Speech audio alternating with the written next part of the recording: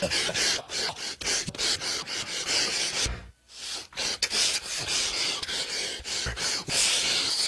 enough to get me to the boiling point.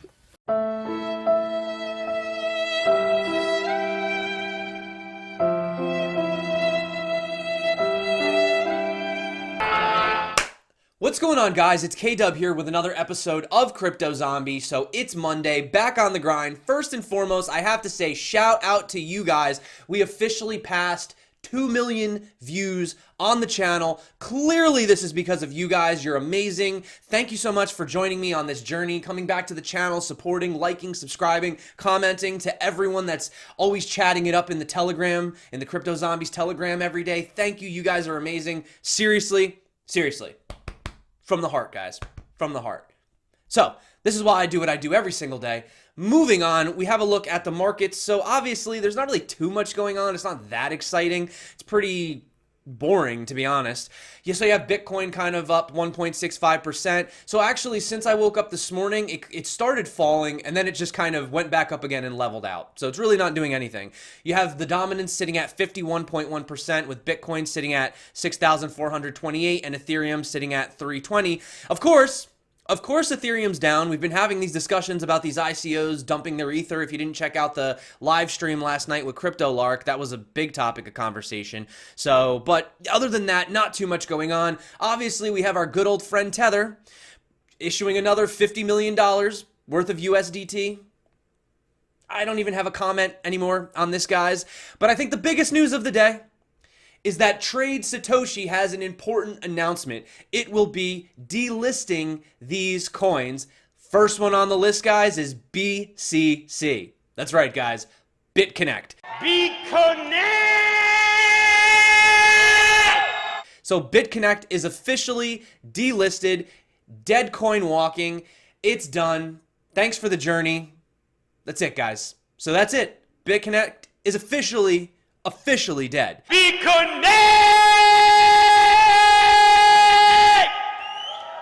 So everyone that called it a Ponzi and all this other, well, there you guys go. So it looks like the official delisting will take place on September 10th. So to anybody out there that's holding it, I really don't have any advice, honestly.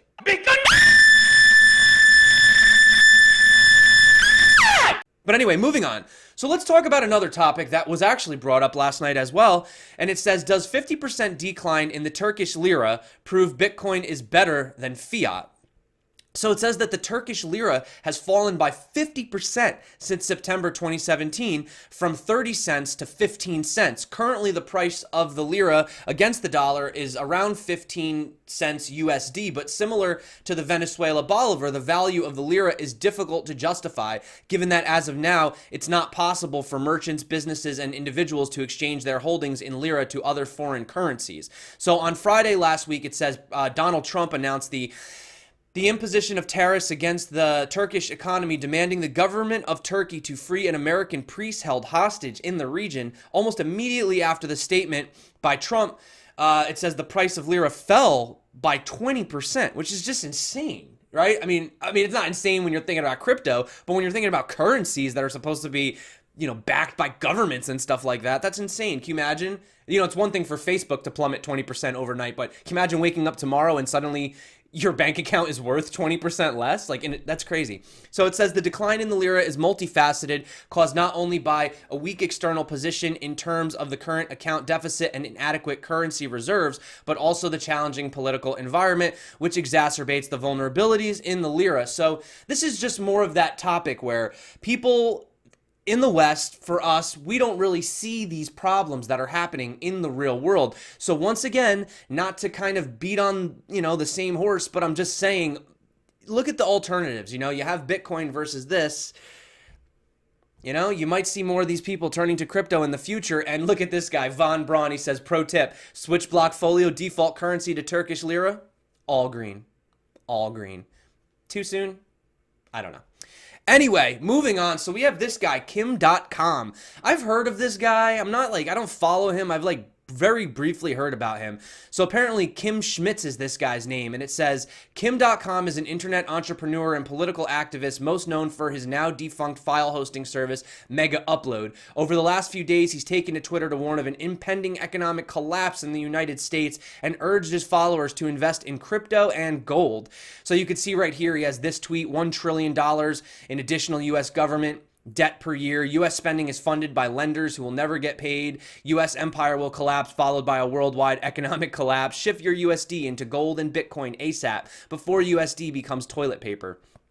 That's in his words. So you do think about that. I mean, you do have the Federal Reserve, like, as soon as a dollar basically is printed, it's already in debt. You know what I'm saying? Like, they print $1, but like we already owe them $1.03. So like, I see what he's saying.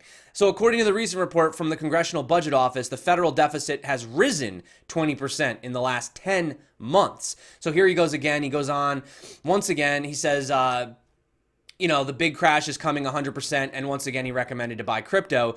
The one thing, though, to note, though, is that he's been a longtime advocate of crypto, but is currently fighting an extradition battle from New Zealand relating to accusations of copyright infringement, racketeering, and money laundering.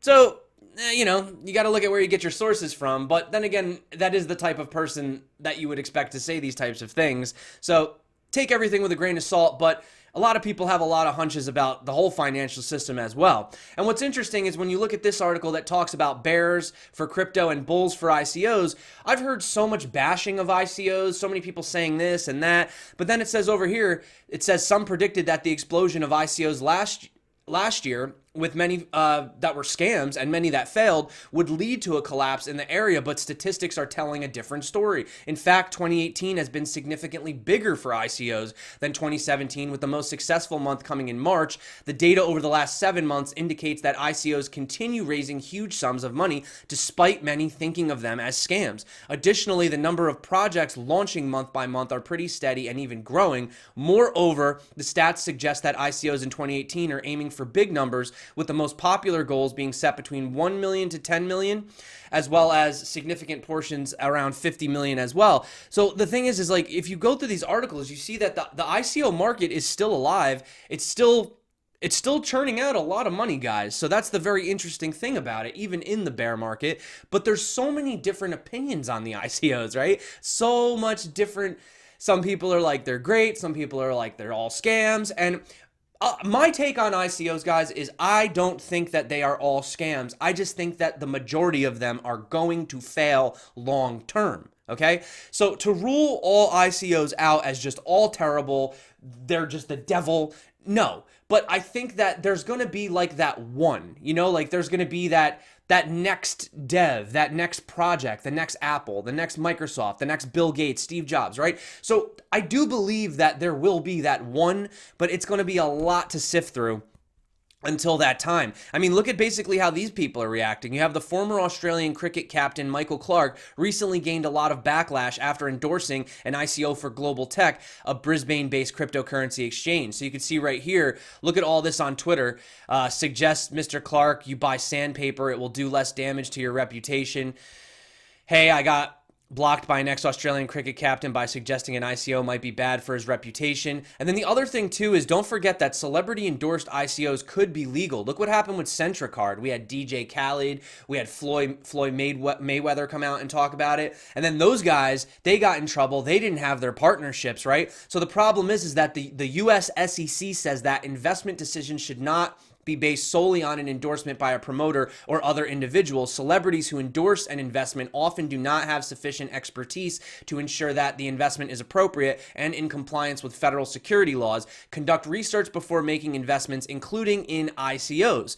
So, you know, you do see companies, for example, like Ubex, I'm not sure how you pronounce it, but they're postponing their ICO until September. They said Ethereum has lost a lot of ground since the Ubex tokens had gone on sale, and the team said that they want to ensure that there are sufficient funds in dollars to provide rapid and qualitative roadmap implementation to accommodate all token holders. So on one hand, you're having guys holding off on the ICOs, and then in another interesting response as well, you have Nebulas. So I don't know if you guys are familiar with Nebulas. I've talked about it on my channel before. They're actually a pretty popular blockchain in the East. I talked to a lot of different people on WeChat, these different devs, and they say that Nebulas Nebulas is actually a pretty solid platform. So the interesting thing is that you have the team behind the protocol, which today is valued, well, I don't know, it changes by the minute, but roughly around 64 million. It says they will now voluntarily wait a decade before they can get their hands on the blockchain's tokens that they'll earn for their labor.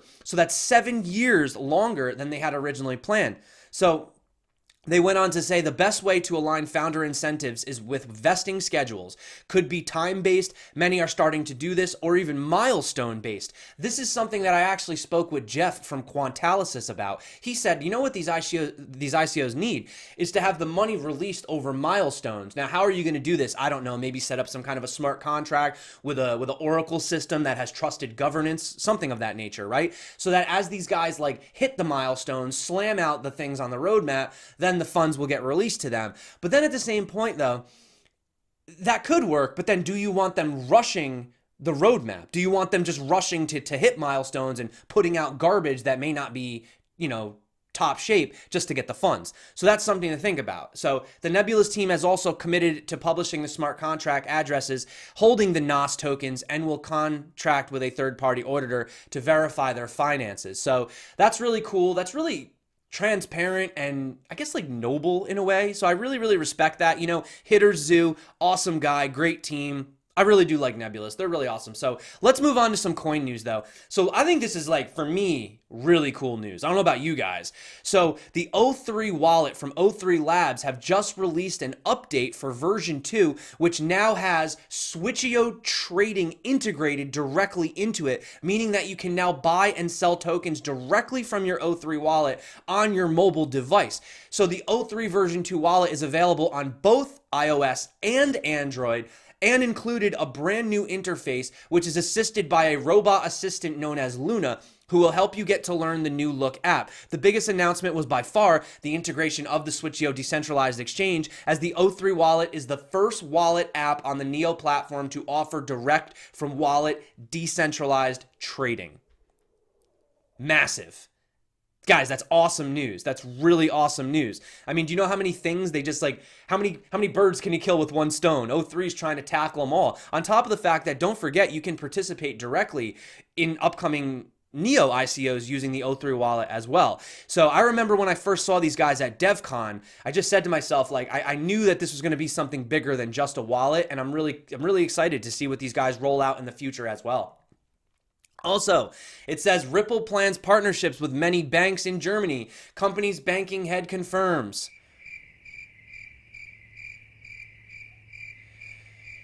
Yeah, so it is to be noted that more than 100 banks all over the world have already adopted the company's X-Rapid and X-Current features. So once again, I just want to reiterate for like the 100th time, they're using X-Rapid, they're using X-Current. They don't actually need to use XRP. So, Ripple technology, banks can use it. You don't have to use XRP. Just want to clarify that. So for people that are XRP to the moon, it's a great currency for fast transactions, but it doesn't necessarily mean that these banks are going to use XRP. So just wanted to clarify that. Once again, maybe there's somebody new on the channel that doesn't understand that there is a difference between Ripple and XRP. So that being said, guys, let's get into some coin news. Let's talk about what's going on. All right. We have Walton. So they have highlights of Walton's August 2018 Telegram AMA. You guys can check this out. So I showed you they had the chips and stuff like that, priorities, community. So this is what's interesting. They have a new white paper coming out. They have the current one you could check out here. So I'm definitely interested in reading this new white paper. Believe it or not, I know, right? Really? You're excited about that? Yeah, I kind of am, because it's been a long time. It's been a while since they first came out, and I'm interested in seeing their updated vision. Then they're updating the website. They go into mining, platform, Guardian, master fees, the future, that talk a little bit about the team. So yeah, I'll drop this in the description below, guys. As far as AMAs are concerned, great opportunities to get involved, but in case you missed them, there's always write-ups like these that kind of, you know, clarify what happened.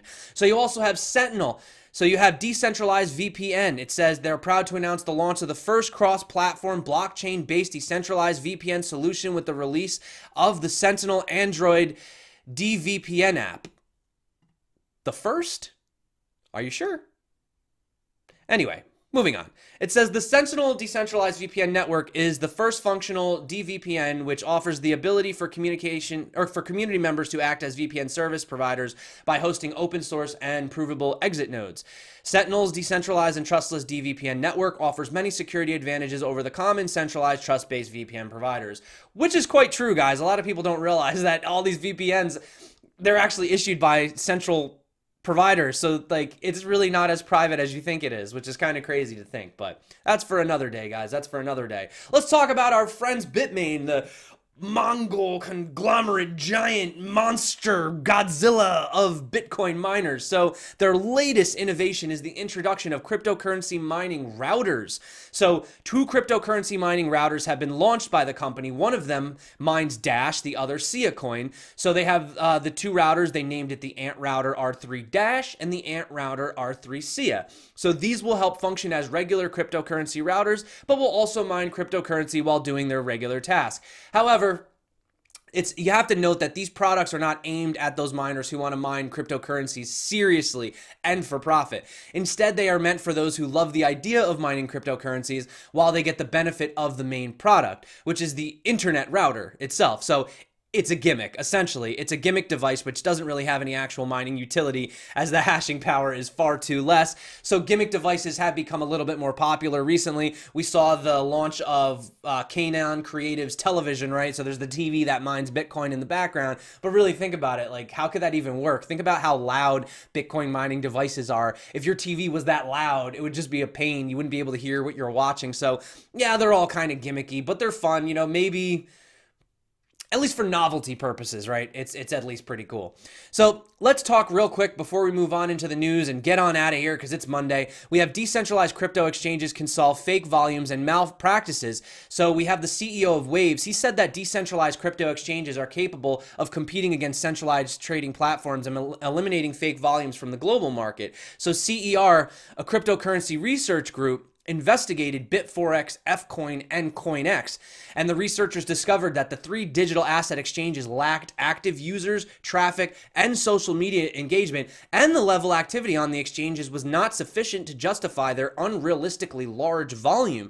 So on centralized exchanges, it's cheap and simple and easy to initiate wash trading and bot trading in an attempt to bulk up volumes. More to that because centralized exchanges are operated by a central authority, so their numbers, business models, revenues, and operations are all very opaque to the average day community user, everyday member. So in concept, decentralized exchanges have an edge over centralized platforms in every imaginable aspect: security, transparency, and liquidity. So as Coinbase co-founder and former Goldman Sachs executive Fred Ursum explained, because decentralized exchanges can share a pool of liquidity on exchange protocols, they can have significantly more liquidity than centralized platforms. That's true, but at the same time, they can also have a heck of a lot less, especially if they're not connected.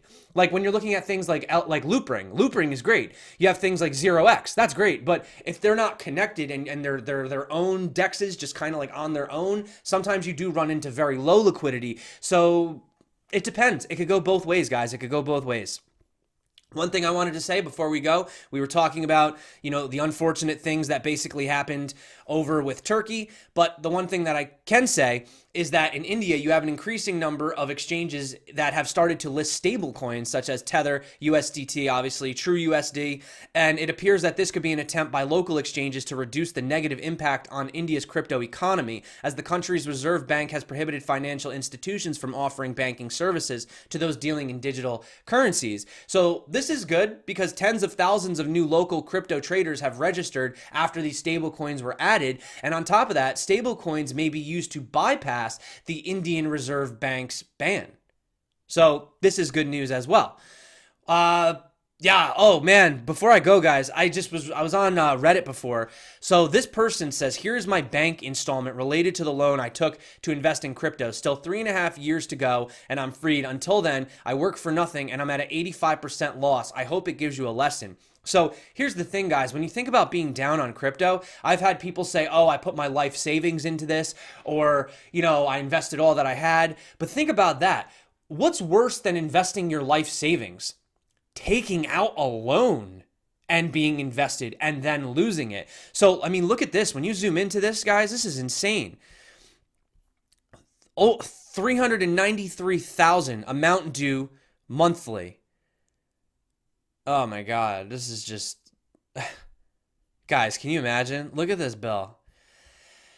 This guy's going to be paying that for 3 years. So the thing is when you saw last year how the credit cards, or even early in this year when the credit card companies were shutting down buying crypto and everybody was kind of like bashing it, saying like, oh, screw these credit card companies. I mean, at the same time, look what's happening. You're having loans getting taken out for hundreds of thousands of dollars. The guy's down 85%. So in a way, you kind of can't blame these guys. But anyway, guys, that being said, before we go, I always like to kind of drop off some really cool news. So we have the National Museum of American History in Washington, D.C. They officially acknowledge Bitcoin as digital transactions. There you go. So you have, you know, plastic payments, credit cards, all these other things. Then, yeah. So there you go, guys. That's in the official museum at Washington. And before we go, I wanted to say tonight we have the next installment of Token Tank. We are talking to Rong Chen from Elastos. So thank you so much for everybody that submitted your questions on Twitter. I really appreciate it. That will be dropping tonight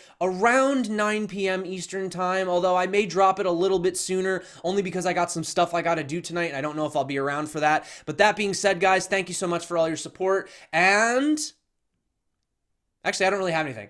I got you guys. So anyway, oh my God, that was a horrible ending. Well, you know what, guys? Thank you so much. It's Monday. What are you going to do? Back on the grind, right? We had fun over the weekend. Now it's time to just get back onto things. So really appreciate everybody stopping by. You guys are awesome. My name's K-Dub. This is Crypto Zombie. Until next time, stay crypto and peace out.